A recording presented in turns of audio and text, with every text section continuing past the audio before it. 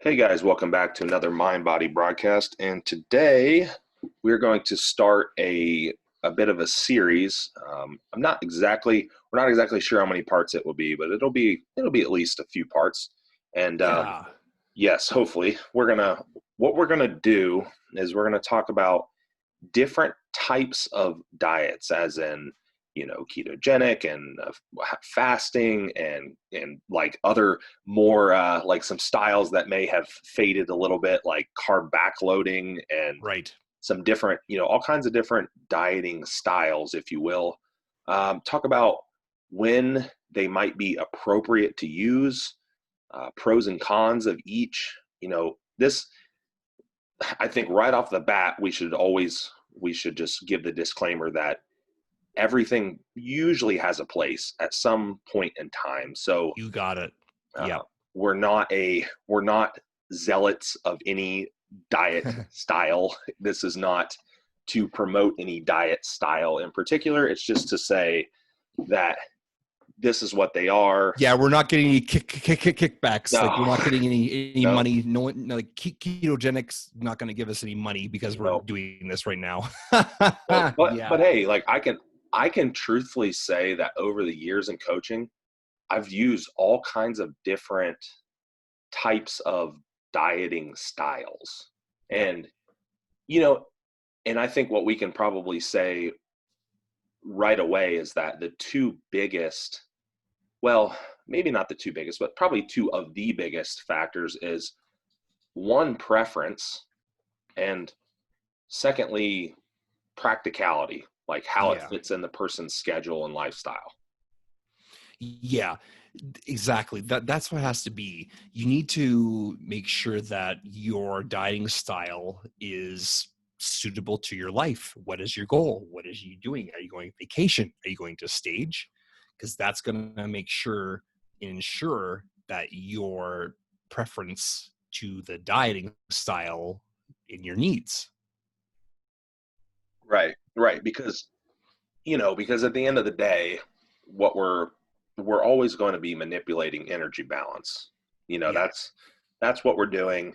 We're trying to manipulate energy balance up or down to elicit whatever effect that we want. And then beyond that, we have a lot of other small factors in there, like preference and schedule and the person's hormones and how they digest foods, and Right. and all these things. So just because, you know, just because Karen, I'm going to use Karen. I know that's such a hot, Yeah. Use Karen. yeah, we'll use the name Karen. So just Exactly. because Karen likes ketogenic dieting doesn't necessarily mean that, her friend Sue is going to want to do ketogenic dieting, because maybe Sue doesn't even Yes. digest dietary fats very well. That's right. Well, that wouldn't make any sense, because, one might say, well, she's still in a calorie deficit. She's still going to lose weight. It's like, well, yeah, okay, cool. But her digestion's going to be wrecked, and she's going to be constipated or shitting her pants all day or whatever's, you know, Exactly. so it Yes. doesn't make any sense. Right. Um, so which one would you like to talk about first? Why don't we dive into the ketogenic diet? Okay. There Well, it is. yeah. Keto's The still here. Keto's been around it's forever. here. It's back. It was there. It was dead. It was revived. It's almost like a bad horror movie. It's The Yeah. Living Dead. You know, I don't know. I don't know exactly. I'm not 100% sure where the ketogenic diet was derived from. Now, Yeah.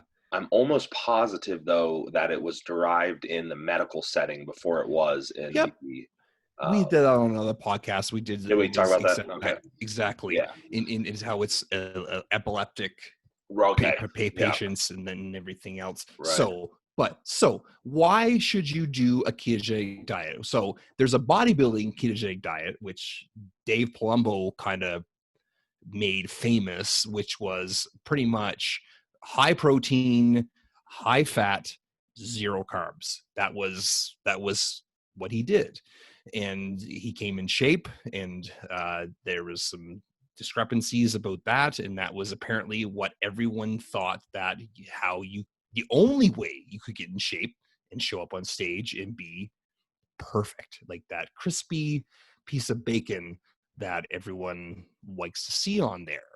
So that was kind of how it originated from. So does it work? Yes, of course it works. But I will tell you myself, I did it, and there's things such as I think it's the keto come around, or like the crazies, or whatever you call it, or like your stupids. Because I remember when I switched to using ketones. So that's what it does. Ketones is using fat for your supplies to your body instead of using carbs as the main source of your body fat. And then I remember I passed out on a couch. It's just like it was yesterday, and I woke up and I felt good, but now I did not make any strength improvements at all on this diet. I can tell you that. If you want to gain muscle, ketogenic dieting is just that's not for you. Okay, it's like, but for dieting, it worked. It did. But then when I introduced something along the lines of a refeed style, which we'll talk about later, but to be completely ketogenic, it works when the situation is appropriate, and that's what we're going to talk about. Yeah. So, like Marty said, it's going to be ketones as your fuel source. So how does that work? Well, essentially, I'm going to give a caveat there, because there are situations where you do burn fatty acids as fuel over glucose anyhow. Um, Anyone that's kind of familiar with energy systems and stuff, the intensity of your exercise will determine that also, because weight training is going to be more glucose intensive. It's going to burn glucose, right? Now, that's why, you hear people talk about doing low intensity, steady state cardio, burning fatty acids. Well, it's true, but Yep. at the end of the day, it's all energy balance, more or less 95%. So what would happen if you take away the glucose? Well, your body's pretty smart. It's going to do a couple things. One, you're not going to dip blood sugar. You won't. Your blood sugar won't dip because you're going to create glucose through other means. Your liver's going to pump out glucose. You might even utilize, especially if you're using like the really high protein type of ketogenic diet, you might even have some amino acids be metabolized into glucose. But ketones are there, so you don't really need that much glucose. And I saw a pretty cool experiment, which I may have mentioned this on the keto podcast. But anywho, this was out when the exogenous ketones were coming out. Oh yes. Remember? So what happened was, there was a cyclist, and what the cyclist did was, it was very intense cycling, like sprint cycling, which of course is very glucose intensive. Yeah, of course it is. Yeah, like hardcore sprint cycling. Now, he would typically use like the glucose gels, like the carb little gels and stuff that people would use, like the runners and things. Okay, so use those, and he did that, and that was his normal routine. And these ketones came out, and he wanted to see what would happen if he was depleted of glucose and used these ketones, if he was going to get like lightheaded or something, you know what I mean? Okay. Or pass out from low blood sugar. And what he found was, when he did it, he went through his cycling, and he actually ended up with relatively low blood glucose, lower than normal. Like, if this blood glucose was like in the 50s or 60s, which in our American measurement is pretty low. A lot of people are going to feel hypo in that range. Okay. But what he found was, when he was supplementing with the exogenous ketones, he didn't feel it at all. Really? And the reason for that had to have just been the fact that the ketones were there as a fuel source. So not only he had like a slight, not a dangerously low blood sugar, but a slightly low blood sugar, but he didn't feel any type of symptom of it, because his, brain and body were running on ketones. And I thought that was pretty interesting.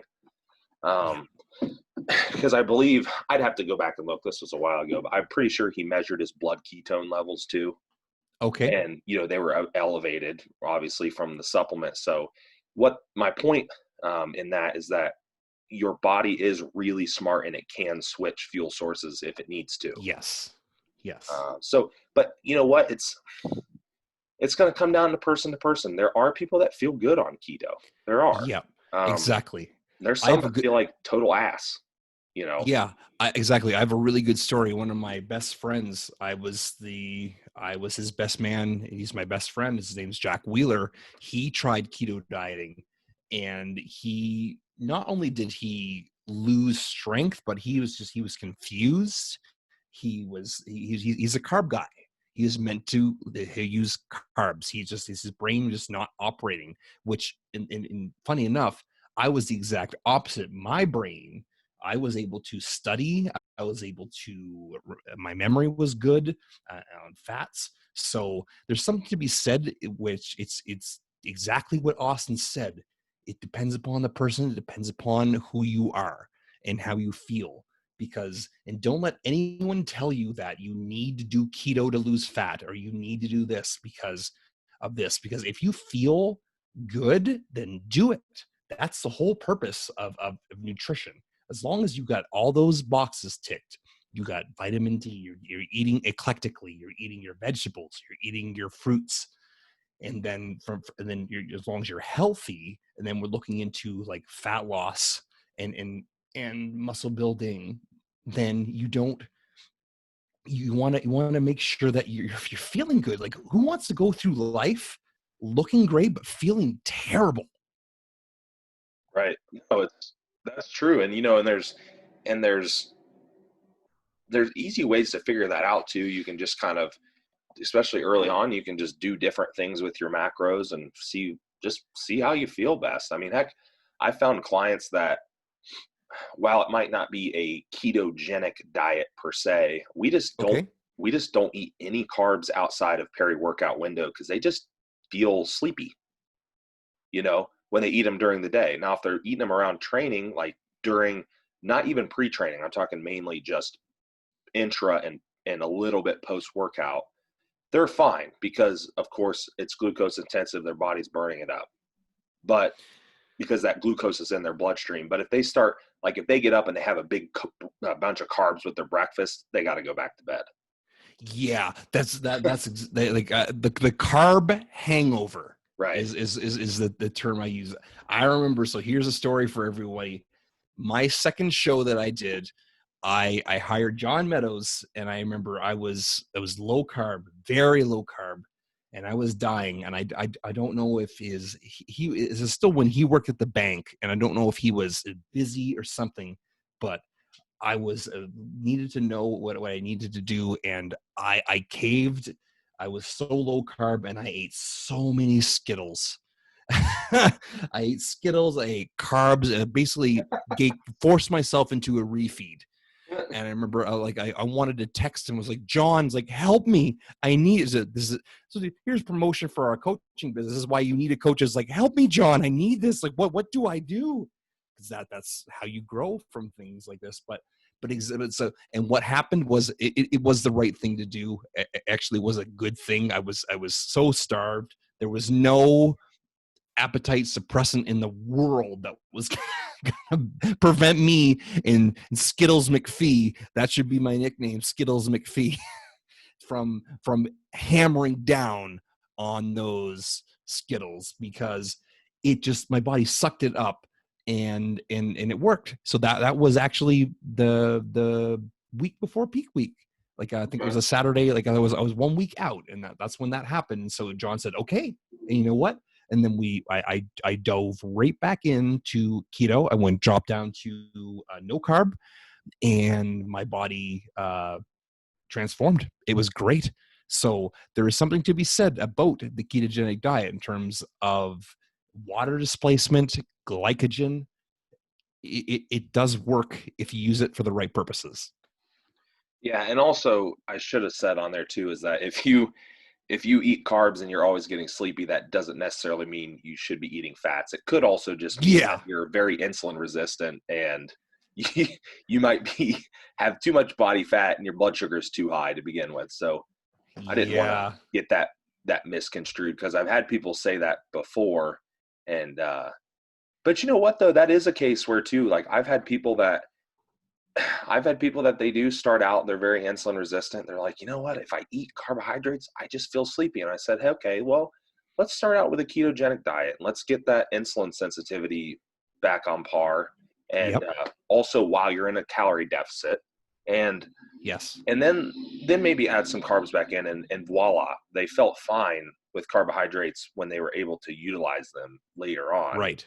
Yeah. But and you know, the insulin sensitivity thing's a different topic, because that's you can also become insulin resistant with fats. So just but my point is that Yeah. my I point know. is that yeah, just like Marty said, whatever feels good is got to go with your heart there. Yeah, like I've had people that they come to me and they, right on the consultation, they said, this is what I've done, this is how I normally feel good, this is how I don't feel good. I'll throw in some suggestions of my own, maybe some things we can correct. But hey, you know, there's nothing wrong with using a particular style that works for someone. It's okay. You don't have to. I kind of giggle and also face palm, you know, when it's like, oh well, so and so, they're a high carb dieter. That's how they diet their clients. I'm like, well, what? Yep. That doesn't make any sense. What about the person that doesn't feel good on high carbs? What do they do with Yeah. them? Yeah. Well, guess Yeah. what? You know what happens to them? They just don't get very good results. And That's just it. yeah, Yeah. so yeah, it's just be adaptable, and just because your friend does something doesn't mean that, you know, you have to do it. But anything anything else on keto? I think we talked about, let's see, where it might be good. I know the insulin sensitivity reset can be a potential place to use it. Yep. Um, I dieting, yeah. I actually use it. I have a client who's going to go on a vacation with her girlfriends to British Columbia to finally, now that things are open again from the virus and COVID. And I said, hammer down, says lower your carbs right now so that you can almost put yourself into a super compensation mode. And what that Right. means is that she's training really hard. She's doing some cardio so that she can relax and the body will go, okay, this is not normal. This is the alien. This is okay. This is not what I'm used to. And as soon as she comes back and hits the diet back again, she'll be okay. So that's a situation where I would use the ketogenic diet, which I'm doing. Is just something you prepare for. It's not starving yourself. It's nothing like that. It's just you can lower the carbs down and put yourself into a keto, and then you can look good and feel great and for the beach and you know and look good in your swimsuit if you want. Yeah, yeah, for sure. And you guys can go back and listen to our keto episode too, because I believe Absolutely. I'm pretty sure we talked about some more setup things, like in terms of how to actually set up a ketogenic diet. Yes, we did Because for sure. I'm, you know, and that's because people fail at the setup a lot. That's part of the reason some people just feel like crap, is because they take all their carbs out, but they also don't have any fat. And then that's not, that's Yeah. not keto. So that's, Yeah. um, Exactly. but okay. So fasting, is that what we were going to talk about? Yeah. Why not? Let's talk about fasting or Okay. intermittent fasting or fasting, whatever you'd like to call it. Oh It goodness. it perked. When would you say that would have picked up and became a big topic? What year? Well, I'm sure intermittent fasting is what really, Mm-hmm. that's what really started in the fitness industry. And what you think that would have been about 2000, and I want to anywhere say from like 2010 to 2013, I somewhere in was I there. was just about to say 2010. That was what's in Yeah, my head. Yeah, when I started it was hearing about it. Yes, what's his face, lean gains Martin, guy, Martin Martin. Becker. What happened to Martin? So Martin actually put out a book. He put out the second part of it, and he tried to put out some science behind it in the lean gains exactly. And I haven't read the book itself. Apparently, it was okay. It was pretty good, but Yeah, we'll just dive into like fasting, intermittent fasting, and why it works. Does it work? Does it not work? When should you use it, or what?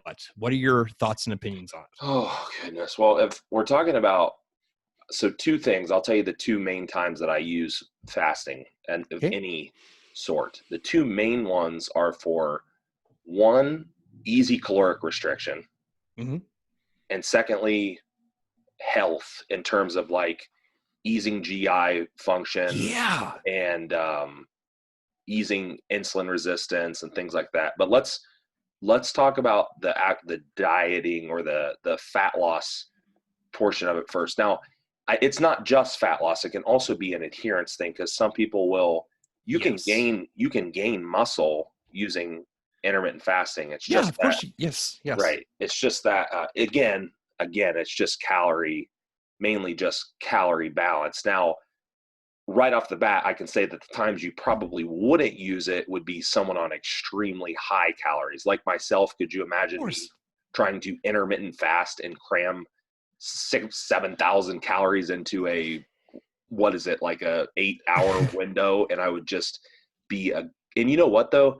I say that like it sounds like common sense, but I have seen some people that eat, and that's Right. such a problem. They eat this ridiculous amount of food Mm-hmm. volume in that window, and it just wrecks their GI tract. Yeah. And that's the whole point of intermittent fasting is to, well, it's supposed to be, in my opinion, is to clean the guts out. It's that's what it's there for. You're supposed, when you fast, it kind of, anything kind of cleans out the duodenum or the duodenum, whatever you pronounce it, in your intestines. And yeah, Right. and that's what's supposed to do. You can, and especially during the fasting phase of what you're looking for, people will use something like tea. You can drink water, sometimes coffee. Just, yeah, like, of course, nothing that's going to spike your insulin at all. So yes, please don't tell me that you're drinking branched chain amino acids and you're still fasted. No, that has calories. Come on, don't be silly. Anyways, so yeah, but that's the whole point behind fasting. Yeah, right. So that's kind of that's like the basic health point of fasting, but then it was such a selling point for people because they realized that, a lot of people, they work jobs during the day, they were Yep. busy, they weren't really thinking about food as much, they could go through their day, and they noticed that, all right, at nighttime when I typically am bored and I crave food and maybe that I work out and all this stuff, they were able to eat, a bunch more food, and all they really had to do was just meet their caloric and macro requirements just like they normally would. It was just in a smaller window. So of course that also makes it a lot easier for caloric restriction because now it's normally a lower meal frequency, and you can essentially, well, and there's other advantages too. You could essentially have bigger meals with foods in them that you may not have been able to eat if you're doing 5 or 6 meals a day. Yes. um, so there was a ton of selling points there, like people that were like really liberally blending IIYFM with intermittent fasting would Mm-hmm. do. Those are the people that were doing like ridiculous volume of food for these 2 to 3 meals in their in their eating window. And Yeah. you know, it did get carried away at points. Like I remember a couple clients that I had to really help fix their digestion because they were, Because of that. oh Yeah. yeah, they were doing like the like protein fluff bowls and things and stuff that was like, Mm-hmm. we're talking 4 pounds of mass going into your gut. And Yeah, the man-made fibers, like, was it oh yeah. Molital? Oh, Yeah. so you're thinking that's like the sugar alcohol, but the what the hell was it? Xanthan gum. And Xanth. There yeah, we go. the xanthan gum and also the guar gum. Guar gum. Yeah, where it's like, Isn't Guar a really heavy metal band? yes, they're actually pretty funny bands. You know what? There should be Guar gum, and like they should be chewing it, and yeah, you know what I mean. That'd be they that are that that. actually There's a meme in the making. Someone make that for me. Guar gum. There you guar go. gum. If anyone even understood the guar reference, I'd be shocked. But I'm glad that you did. We've never oh talked yeah, about Guar before. I definitely know who it is. That's funny. But But yeah, so there was a lot of things that appealed to people in terms of convenience and adherence and enjoyability and But flexibility. And they didn't realize it was wrecking their guts. well, yeah, they took something that was intended to be good Right. and then wrecked their gut with it essentially. And you know, and it also turned into, I probably saw more eating disorder type of mentalities with extreme fasting protocols more than anything else. I'll agree And with that. Definitely. well, and it's the same reason I just said. It's like, hey, they made a game out of seeing how much shit they could possibly like cram into their Yes. selves during this, 6 to 8 hour window. And next thing I know, they have anxiety about it, and Mm-hmm. they're just they're always trying to change their foods all the time. And I tried it a couple times during a dieting, like during a contest prep and dieting phase. And I still, every once in a while, if my calories are real low and I'm busy during the day, I might do it, kind of. And but what I found was that exact thing. I found that I was just trying to make the meals too complex and put too much stuff in there. Mm-hmm. And it was just, and then I noticed that I was kind of obsessing about it too much. I'm like, nah, this is not good. So, Yep. you know, abort mission. And Yeah. Yeah. Pull the chute, jump out of that airplane. yeah, so I had to get out of that one. But yeah, I mean, there are definite advantages. I'm trying to think. I do have a few clients right now that do intermittent fasting because their schedules are just during the day, especially like people in medical offices or nurses or things like that, where they just Yeah. literally can't stop sometimes. Yes. So Waitress, yeah, RCMP, like I've had many people, and I will tell you, my preferred style of dieting for myself personally is intermittent fasting. If I'm going to be dieting down for anything, whether it's a show or a photo shoot or just to lose some body fat, it's just I don't know. It's something about waking up in the morning and doing I like doing fasted cardio just because that's my preference, and then like waiting as long as I can and then there's just yeah I like having the bigger portions of meals then, because like thank gosh that the whole you need to eat every 2 to 3 hours was busted in terms of it being needed or perfect to or else your body does not utilize the protein and everything else. But yeah, so but yeah, for myself, I feel the best on it because but now if you are doing something along the lines of, let's say you are a construction worker, let's say you are, I don't know, pick something, pick something that's really physical laborious job, landscaper, that might not be the best decision for you. Would be to fast all day because you might get weak. And let alone, I'm really against fasted training, fasted like in terms of fasted weightlifting. Not only am I against it, but the science is out. Like the jury has come back saying that you will not make strength improvements doing fasted training. Sorry, it's just not there. You just can't. Like you need to have something in your system to be able to push and improve if that's your big goal. yeah, especially for people that are fasting all day and then they're training after being fasted for 14 hours or 16 hours or something, right? Mm-hmm. And they're yeah, it's just not an ideal situation for training at all. You got it. um so that could be, that's not to say, like, I do have a few people that they get up and they don't eat in the morning and they train with an intra workout shake, but they still have amino acids and glucose and all that stuff in their shake, which supplies their muscle tissue, right?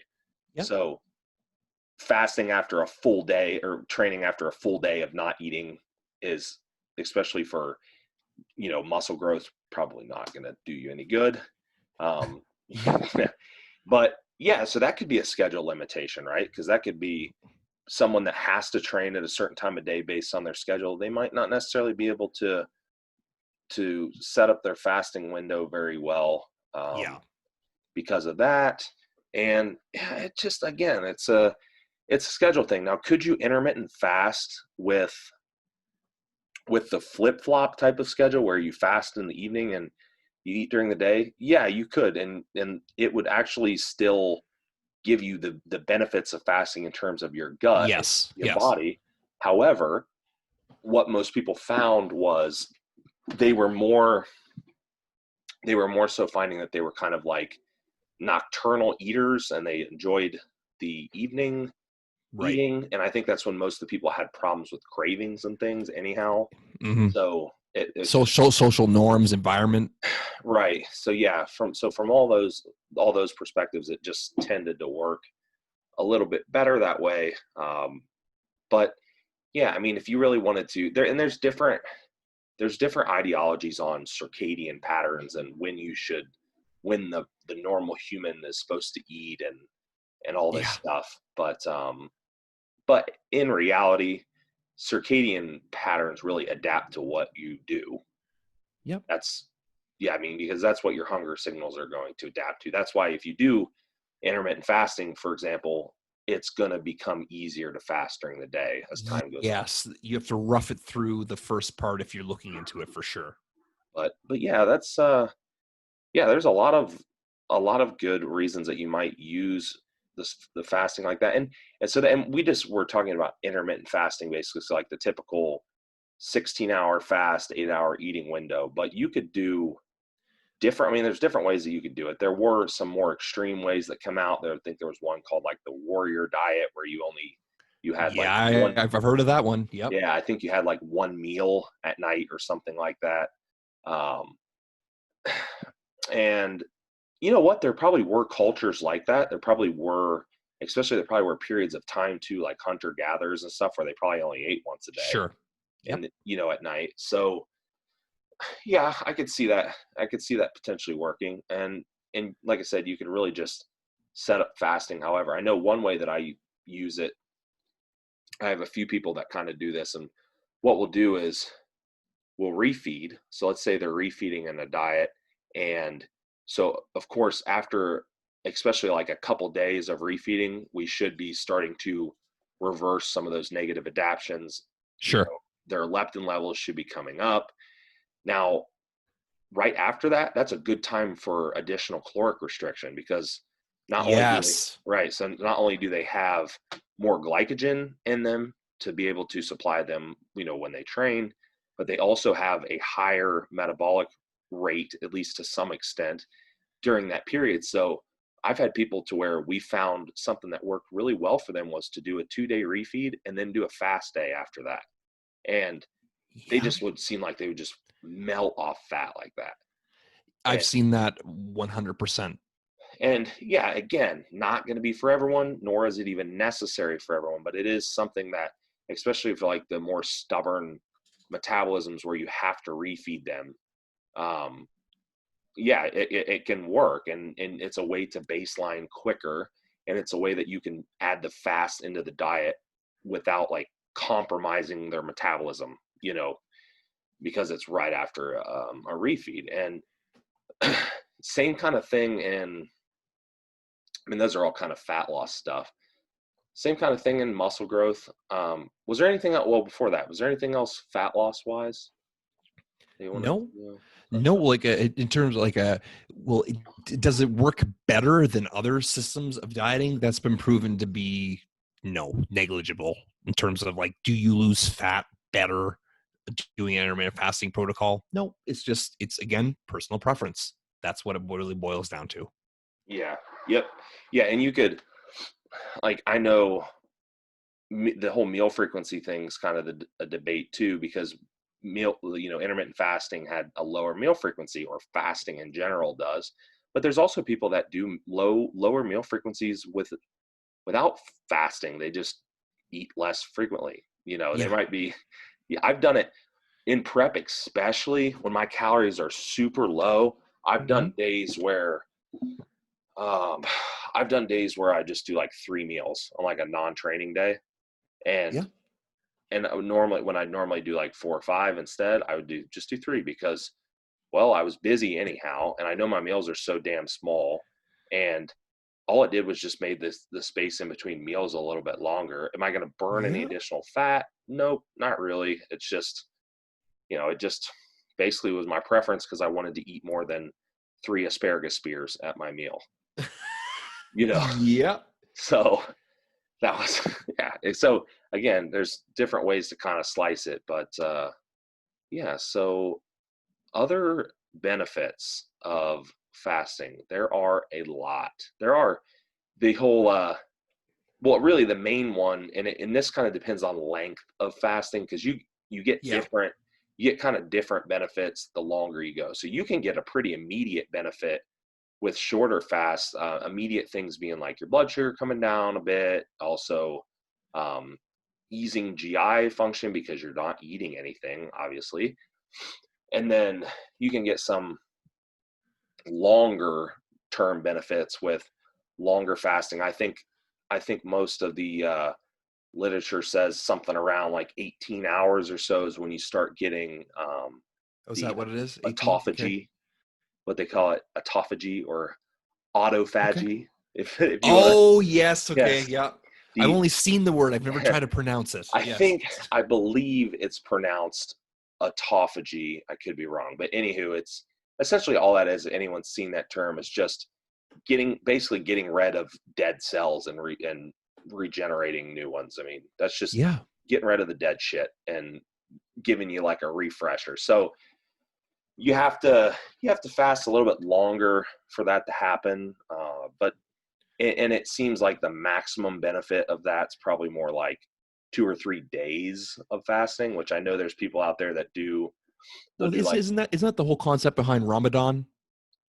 oh, you know, kind of, yes. I'm sure there's probably some I religious know, I know it's something to do purpose in it, with religion and but spirituality too, but I think it's definitely to do with, you think about it, longevity, right? To keep health. right. But what was interesting was one of the original studies that I ever saw on fasting was from Ramadan. There you go. And you know why they did that is because they had such a large sample size. Of course, yeah, because tons of people do it. Well, and the thing is that people were also very consistent. They didn't have to worry about these subjects going home and deviating because these people Yeah, for were sure. right. So They're very devout. what they found, and which I mean it makes sense, is they found they did a couple things. So a couple things that they're measuring was body composition, and then um, blood glucose, and then also markers of inflammation. And what they found was there was very little to no change in body composition, assuming they were eating pretty much the same meals, which, okay, that's what we'd Okay, expect. right? And then they did find that actually blood sugar did improve, though, Of even on the course. same calories. So that's interesting to see because Yeah. you know, typically to get any real significant improvement in blood sugar, you need caloric deficit. Yep. But and I'll go into this more in a little bit, but the uh, the third thing was inflammation. They found that the inflammatory markers that they measured all went down. That's really good to hear. So yeah, I mean, right there, that's an easy little study. Definitely works for that.